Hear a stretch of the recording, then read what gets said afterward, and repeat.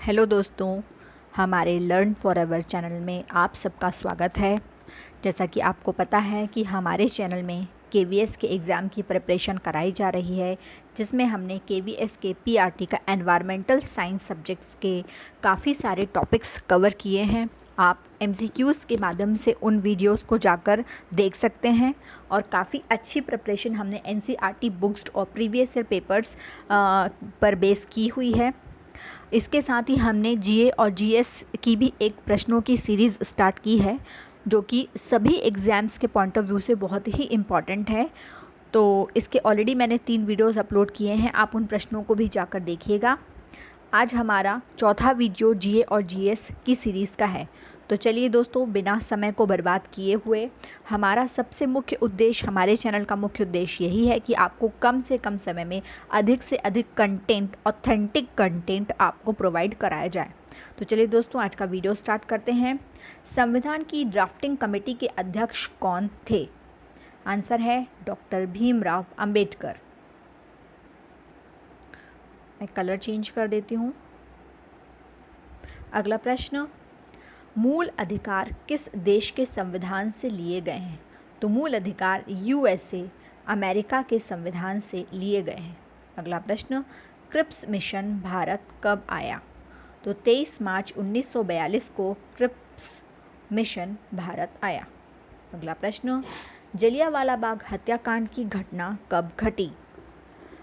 13 अप्रैल 1919 को जलियांवाला बाग हत्याकांड की घटना घटी। दोस्तों, यह प्रश्न हमें कॉमन लगते हैं, लेकिन जब एग्ज़ाम्स में ऑप्शंस के साथ आते हैं तो हम वही कंफ्यूज हो जाते हैं कि यदि आपको यहाँ पर 13 अप्रैल, 14 अप्रैल, 15 अप्रैल, 16 अप्रैल दे दें तो शायद आप इसमें ही कंफ्यूज हो जाते हैं। तो ये सभी प्रश्न बार बार रिवाइज़ करना बहुत ही इंपॉर्टेंट है।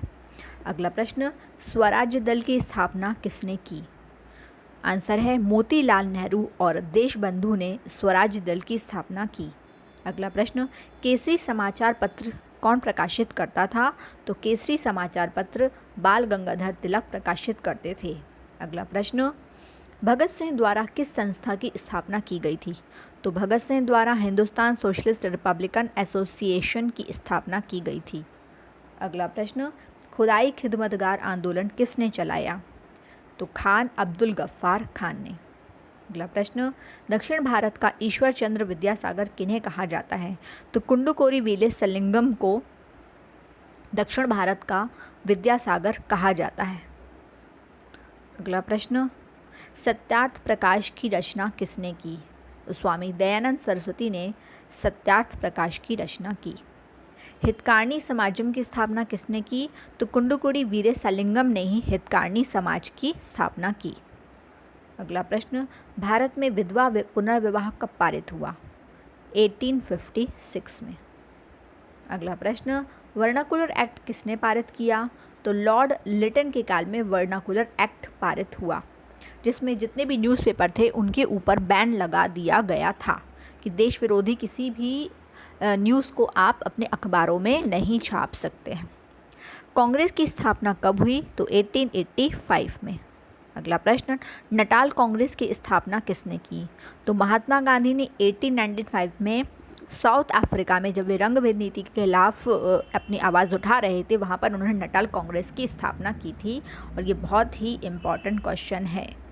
ये सभी प्रश्न एनसीईआरटी बुक्स पर बेस्ड हैं दोस्तों।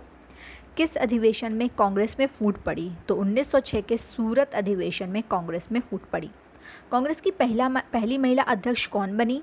तो एनी बेसेंट 1917 में कोलकाता अधिवेशन जब हुआ था तब वह पहली महिला अध्यक्ष बनी। अगला प्रश्न, केसरे हिंद की उपाधि किसे दी गई? तो महात्मा गांधी को केसरे हिंद की उपाधि दी गई थी, परंतु जलियांवाला बाग हत्याकांड की घटना के बाद महात्मा गांधी ने अपनी इस उपाधि को अंग्रेजों को वापस लौटा दिया था। अगला प्रश्न, आज़ाद हिंद फौज की स्थापना किसने की? तो दोस्तों, आज़ाद हिंद फौज की स्थापना मोहन सिंह ने की थी। अगला प्रश्न, साइमन कमीशन भारत कब आया? तो 3 फरवरी 1928 को साइमन कमीशन भारत आया था।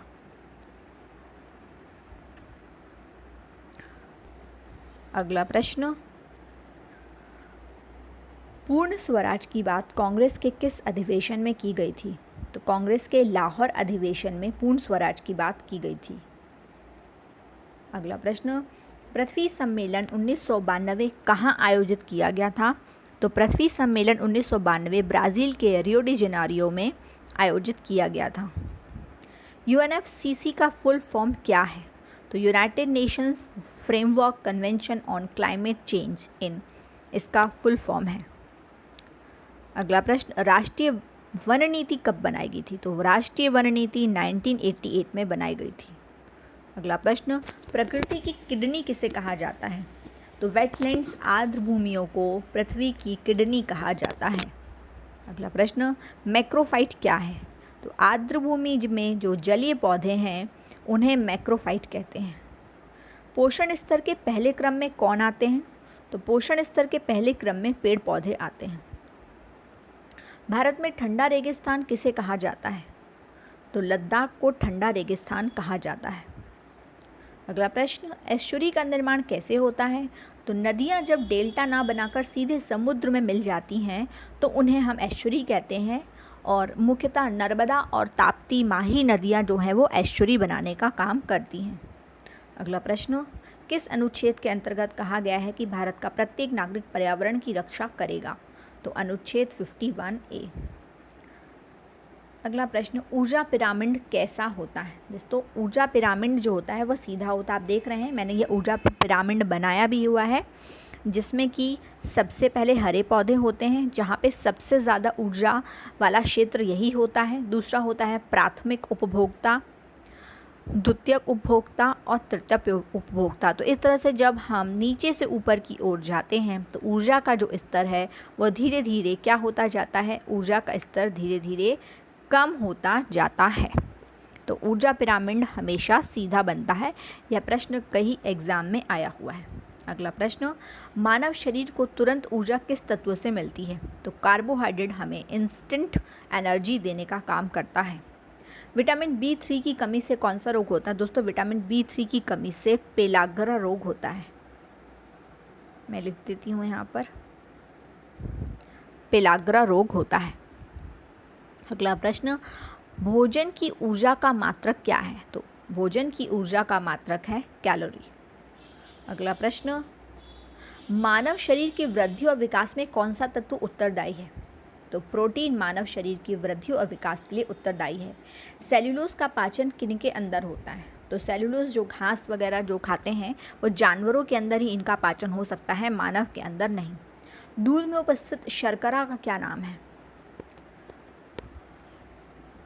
ये लैक्टोक है दोस्तों, लैपटॉप नहीं है, ये गलत दिया हुआ है। लैक्टल है ये शर्करा। मैं लिख देती हूँ यहाँ पर लैक्टिक।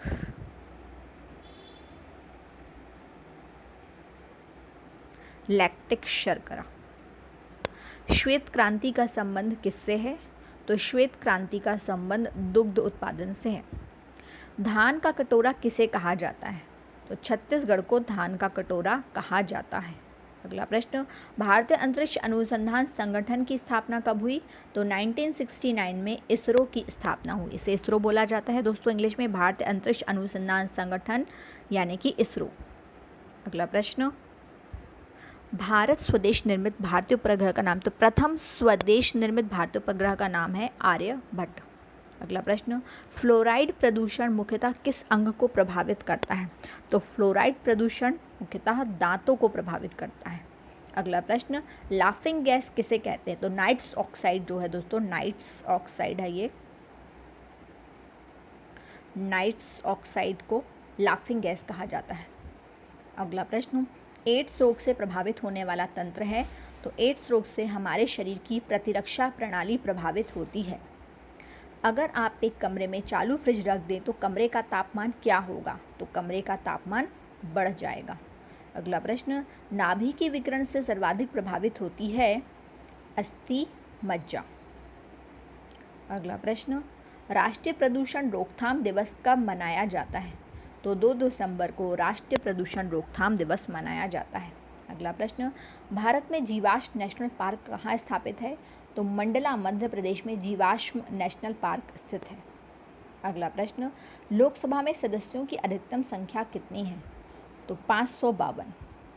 अगला प्रश्न, एकीकृत वन संरक्षण को किस योजना में महत्व दिया गया है?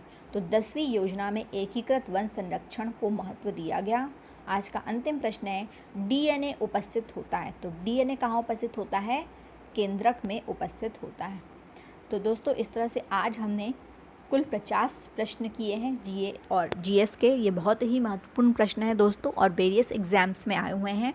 आप एक बार सिर्फ इन वीडियोस को दिन भर में देख लिया करें तो आपके एग्ज़ाम्स के लिए पॉइंट ऑफ व्यू से बहुत ही इम्पॉर्टेंट हैं। धन्यवाद दोस्तों, अगले वीडियो में फिर मिलते हैं।